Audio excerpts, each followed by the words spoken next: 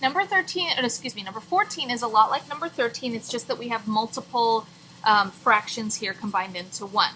Okay, so we want to look at each numerator and denominator and factor out whatever we can. Okay, so on the top left we have a 3 that can be factored out, and we're left with x plus 3. Bottom left, nothing that can be reduced or factored at that denominator. Up at the top right, we have a difference of 2 squares, which factors to, in this one, 3x plus 1 and 3x minus 1. And then in the bottom right, let's try factoring using our infamous diamond. Okay, so we have 3 times negative 2 is negative 6 in the top and a negative 5 in the bottom. So we're looking for two numbers that multiply to negative 6 and add up to negative 5. So a lot of people would think 3 and 2. No, not quite, because when we multiply these, we have to get a negative on the top. In order to get negative 5 with 3 and 2, they have to be negative 3, negative 2, and so the positives and negatives don't work. Always watch out for that. And then again, our trick is take this, make sure you all can see that, make a couple of numerators as fractions, and then reduce anything that can be reduced. This one, that's as reduced as that's going to get, and this one can reduce to x and negative 2. Okay, so let's move down a step. I'm going to rewrite everything. 3x plus 3, 3x minus 1. And then we ended up with 3x plus 1 and 3x minus 1. This one came out to 3x plus 1 and x minus 2. Here and here. Right there and there. All right, so now we just want to go through and reduce anything that can be reduced. So initially what I see is I've got a 3x plus 1 here and a 3x plus 1 here. And I've got a 3x minus 1 and a 3x minus 1 there and there. And that looks like it. So let's just rewrite everything that we have not canceled out over on the right-hand side. So we have 3x plus 3 and x minus 2 on the bottom. And that one is done. All right, moving along. Let's go ahead and look at number 15. Number 15 is a problem that you all love dearly. I know, I remember. This is one that you initially went through when one of our subs was here. So it's been a little sticky ever since, but that's okay. We're going to hopefully alleviate some of the concerns with this today. So y squared z to the negative third. Okay, so multiple ways of going about this. The first thing that you can do is look at this and notice that there is an x to the 0 power. So remember, anything to the 0 power is 1, so we can just kind of get rid of that right now. Then, again, you have a couple of ways of going about this. I'm looking at this and going, okay, well, I can, on the bottom, I can combine the z to the third and z to the negative third. And remember, we add exponents, so 3 minus 3 is 0, and again, anything to the 0 power is 1. Okay? Then, this one actually is ending up to be very brief. Another thing is when we combine across the fraction lines, we end up subtracting the exponents. So 4 minus 2 is 2, so we have a y squared on the top. We still have that z on the top. And remember, to make exponents positive, you move them to the opposite side of the fraction line.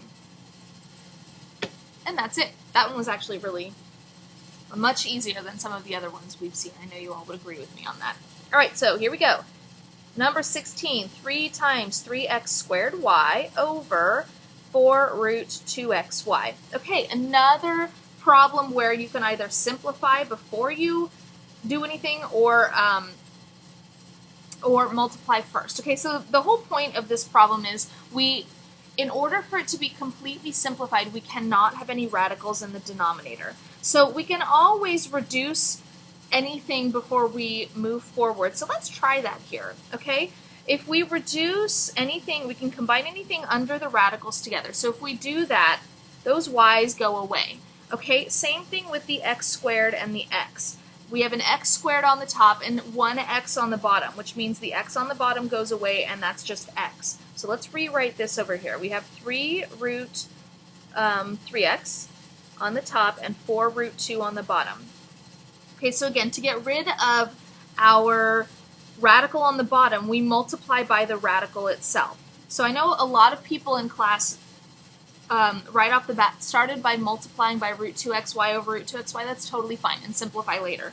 So that's why I say multiple processes to get to the same conclusion here. All right, so here we go. We can multiply everything under the radicals together and everything outside.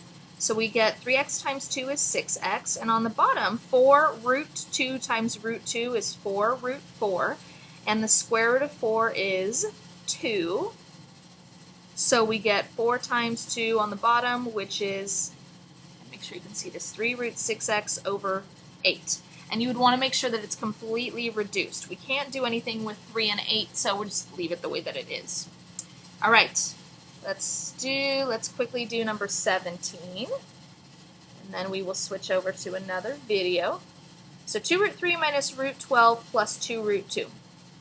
Okay, when you do problems like this, think combining like terms, okay, but you're combining like radicals in this case, okay? So like radicals meaning what's underneath the radical and that they have the same index and all of that. So index meaning these are all square roots, so they have that in common, but they don't have the same number underneath the radical. So the goal that we have here is to try and get them all to have the same radical, or as many of them to have the same radical as we possibly can.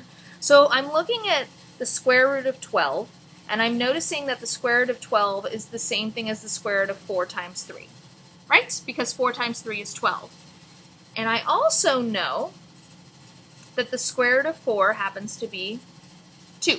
I'm going to take the square root of 4 out. So it's 2 root 3 minus 2 root 3 and 2 root 2. So we've looked at those in a variety of different ways. You can also, let's do a little factor tree over here.